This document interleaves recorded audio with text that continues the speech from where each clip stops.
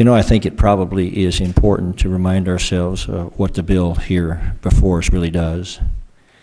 It says that in America, you cannot discriminate against an innocent unborn child by subjecting them to an abortion based on their race or sex. We protect people in employment decisions, we protect people in housing decisions, all kinds of things based on race or sex.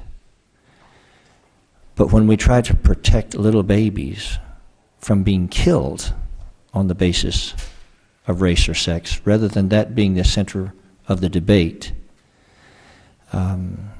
we get all these other kinds of discussions. And I would just suggest to you that if taking the life of a little baby because it's a little girl instead of a little boy, if that's not wrong, then I don't know what is wrong. I mean, I'd be open to hearing suggestions. If taking the life of deliberately targeting a minority community and seeing that community devastated as a result, if that's not wrong, then I don't know what is wrong. Sooner or later, this country will have a time of reflection because future generations will see this change, just as we did in some of the past tragedies. And whatever time we spent ourselves will either be judged in the eyes of history or the eyes of eternity.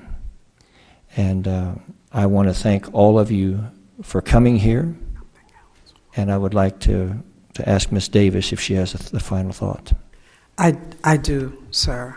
I am deeply saddened sitting in this proceeding today. There is a quote that's attributed to Maya Angelou, and it says, "When someone tells you who they are, believe them." Planned Parenthood has made very plain that they are operating a Negro project in this country that is targeting black women to lure them into their abortion centers in order to control the black birth rate. This bill is not an attack on the woman. It is an opportunity to hold organizations like Planned Parenthood accountable for targeting children based on the color of their skin, and hold all of the abortionists accountable for targeting children based on their gender. And it is to hear the information being twisted as if this bill is somehow attacking a woman and denying her the right to self-determine her reproductive life is just a travesty. And I pray that this committee and the Congress would take why does abortion get an exception that no other business, no other industry gets? If any other industry showed the kind of data that we can find very clearly documented on what Planned Parenthood is doing, black people, white people would be up in arms to shut them down. Abortionists should not be given a pass to target a woman based on the color of their skin, as Planned Parenthood has told us they are doing. They told us that in the testimony on them selling body parts, that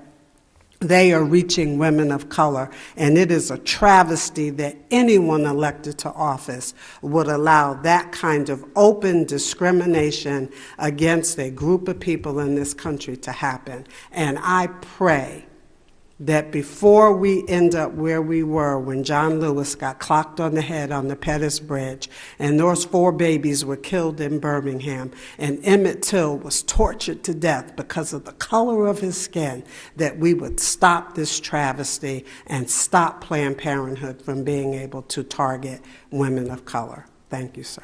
Thank you, Ms. Davis.